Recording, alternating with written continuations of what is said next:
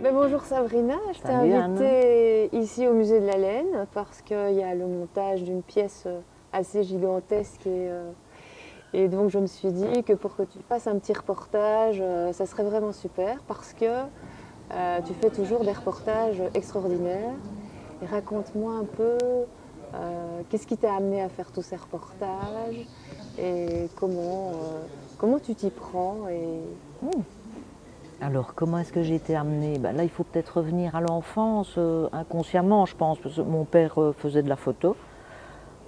Il faisait des dias, donc que j'ai toujours à la maison. Donc, voilà, je pense que ça, on a baigné là-dedans, musique, dia, photo.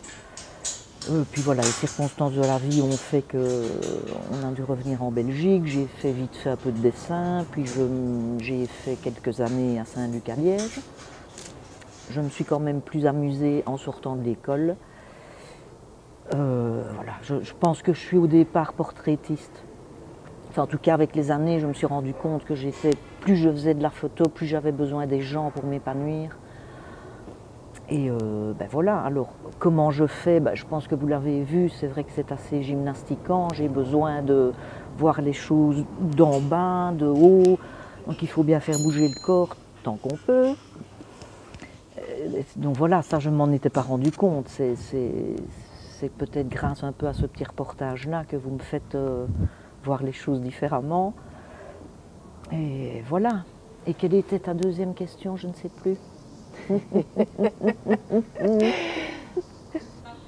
Donc toutes tes photos, moi j'adore, toutes tes photos sont magnifiques, il y a vraiment une atmosphère particulière.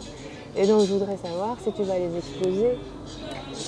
Justement, je travaille sur un projet, ça fait quand même quelques mois. Alors au final, c'est passé, il fallait trouver un intitulé. Le dernier sera Living in the Box. Et ça tombe totalement bien dans l'ambiance anxiogène dans laquelle nous vivons. Donc ce sont des gens que je prends derrière des vitres.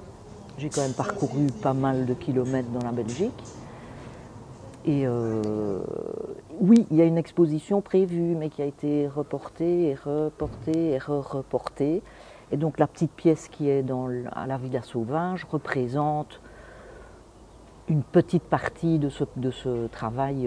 Donc voilà, c'est un beau tremplin pour amener cette expo-là, qui s'appellera Living in the Box. Donc tu as repris des photos que tu as prises un peu dans toute ta vie, en fait, à certains moments, ou des plus récents, Non, tu as un non, petit non, mélange de tout. non. Là, c'est vraiment le fait de prendre des gens derrière leur vitre. Au départ, je sonnais chez les gens, donc des gens que je ne connais pas. Et c'est quelque part ce que je voulais, c'est mettre une distance entre eux et moi, grâce à la vitre déjà. Et c'est là que je dis que c'est totalement approprié maintenant avec cette distanciation sociale. Je trouve ça un peu, voilà, je suis dans l'air du temps, on va dire, et j'espère pouvoir évoluer avec ce travail-là. Et donc ce sont vraiment des photos que tu as faites dans ce but-là, Oui. donc pendant le confinement, etc. Avant. Déjà avant. Déjà avant. Oui, déjà avant. Oui, Tu tout à sentais fait. Et puis ça la chose évolue. Je arriver. veux dire, c'est vrai qu'au départ, ça a été plutôt, moi qui photographie énormément de gens, j'étais plutôt dans l'architecture. Je sais pas, j'ai vu 2, 3 bâtiments qui m'ont.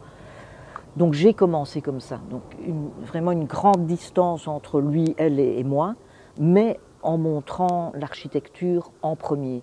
Puis fatalement, c'est plus fort que moi, il faut que je me rapproche des gens de plus en plus. Donc là, c'est vraiment entre toi et moi, avec une ambiance, voilà, je veux dire, la vitre, c'est marrant, ça met c'est un peu fantomatique, on va le dire comme ça. Et avec cette distance entre vous et moi qui me plaît totalement. Donc voilà, elle a été reportée. En principe, c'est en septembre qu'elle sera vue chez Jean Blanchy, avec un autre photographe.